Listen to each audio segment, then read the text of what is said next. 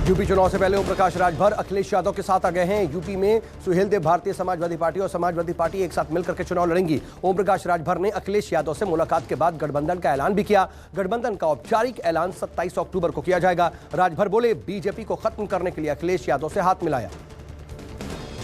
लखनऊ से आगरा जा रही प्रियंका गांधी को हिरासत में लेने के बाद छोड़ा गया। प्रियंका गांधी के काफिले को बीच रास्ते में रोका गया था। प्रियंका गांधी पुलिस कस्टडी में जान गंवाने वाले अरुण वाल्मीकि उनके परिवार से मिलने के लिए उनके घर जा रही हैं। प्रियंका गांधी ने योगी सरकार पर सवाल खड़े किए। कहा, अरुण वाल्मीकि की मृत्यु पुलिस हिरासत में हुई, उनका परिवार न्याय मांग रहा है। मैं परिवार से मिलने जा रही हूं तो यूपी सरकार को डर किस बात का है।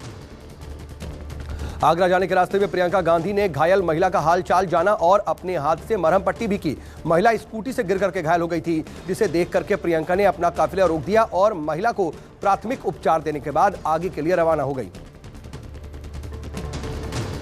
किसानों के लिए केजरीवाल सरकार का बड़ा ऐलान। दिल्ली में किसानों की फसल बर्बाद होने पर 50,000 रुपए प्रति हेक्टेयर के हिसाब से केजरीवाल सरकार मुआवजा देगी। इस दौरान केजरीवाल ने कहा, दिल्ली सरकार हमेशा किसानों के साथ खड़ी है।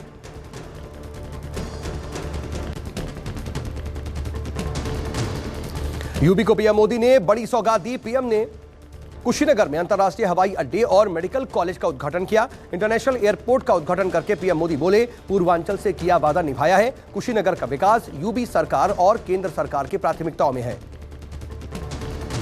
भ्रष्टाचार पर प्रधानमंत्री नरेंद्र मोदी ने कड़ा प्रहार किया है। कहा, गरीबों को लूटने पर किसी तरह का रहम नहीं किया जाएगा। पीएम मोदी बोले, भ्रष्टाचार और अन्याय को खत्म करना ही हमारा मकसद है।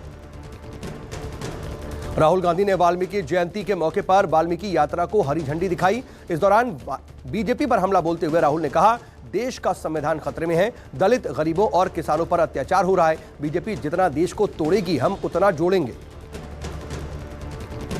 लखीमपुर खीरी हिंसा केस में सुप्रीम कोर्ट ने यूपी सरकार को फटकार लगाई है। कोर्ट ने अगले हफ्ते तक अदालत में जांच संबंधी स्टेटस रिपोर्ट पेश करने का निर्देश जारी किया है। बता दें कि डिप्टी सीएम केशव प्रसाद मौर्य की यात्रा के खिलाफ प्रदर्शन कर रहे 4 किसानों को कुचल दिया गया था। शोपियां में मजदूरों की हत्या करने वाला टीआरएफ का कमांडर ढेर। सुरक्षा बलों ने आज शोपियां में 2 आतंकियों को मार गिराया। मारे गए आतंकी की पहचान आदिल बानी के तौर पर हुई है। एनकाउंटर के दौरान सेना का एक जवान भी शहीद हो गया। वहीं कुलगाम में भी 2 आतंकी ढेर कर दिए गए। जम्मू कश्मीर में टारगेट किलिंग को लेकर के एनआईए एक्शन में है। एनआईए ने 11 जगहों पर छापेमारी की और आतंकियों के 4 मददगार गिरफ्तार किए गए हैं। श्रीनगर, पुलवामा, अवंतीपोरा, सोपोर में टीआरएफ, अलबद्र, जैश के ठिकानों पर रेड की गई। बताया जा रहा है कि ये लोग टारगेट किलिंग की साजिश में शामिल हैं। उत्तराखंड में बाढ़ बारिश से बुरा हाल है। अब तक 46 लोगों की मौत हो चुकी है। कई लोग अब भी लापता हैं। मौसम विभाग ने फिर बारिश की चेतावनी जारी की है। अकेले नैनीताल में 25 लोगों की मौत हुई है। बारिश के बाद नैनी झील उफान पर है और जगह जगह पर लैंडस्लाइड की खबर है। उत्तराखंड के रुद्रप्रयाग में बारिश का कहर देखने को मिल रहा है। एसडीआरएफ की टीम बाढ़ में फंसे लोगों को बचाने में जुटी हुई है। उत्तराखंड के अल्मोड़ा में लैंडस्लाइड से लोग दहशत में हैं। कई घर टूट चुके हैं। कई लोगों को बचाया गया है। यूपी के पीलीभीत में बाढ़ में फंसे लोगों को एयरलिफ्ट किया गया। एयरपोर्ट और एनडीआरएफ की टीमों ने पीलीभीत में फंसे तमाम लोगों के लिए रेस्क्यू ऑपरेशन चलाया। निचली बस्ती में पानी भरने की वजह से कई लोग फंसे थे, जिन्हें रस्सी के सहारे बाहर निकाला गया। लंदन में चल रहे ग्लोबल इन्वेस्टमेंट समिट में अडानी समूह के अध्यक्ष गौतम अडानी ने ब्रिटिश पीएम बोरिस जॉनसन से मुलाकात की। मुलाकात के बाद गौतम अडानी ने पीएम बोरिस जॉनसन का आभार जताया। मुलाकात के दौरान यूके के जरिए वैश्विक जलवायु के लिए किए जा रहे कार्यों को सराहा गया और इस दौरान गौतम अडानी ने सौर ऊर्जा के अलावा बाकी तरीके से ऊर्जा संरक्षण के लिए $70 बिलियन के निवेश की बात की। वैक्सीन के 100 करोड़ के आंकड़े के पास पहुंचा भारत। अब तक 99 करोड़ 62 लाख वैक्सीन की डोज दी गई।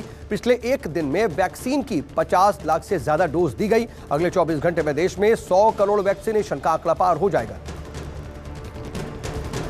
जयपुर में चोरी की दिल दहला देने वाली वारदात सामने आई है। चोरों ने महिला की पाजेब चुराने के लिए पैर काट दिया और फिर गला रेत करके हत्या भी कर दी। गुस्साए ग्रामीणों ने पुलिस के खिलाफ प्रदर्शन किया। हत्या के मामले में ग्रामीण पीड़ित परिवार के लिए मुआवजे की मांग कर रहे हैं।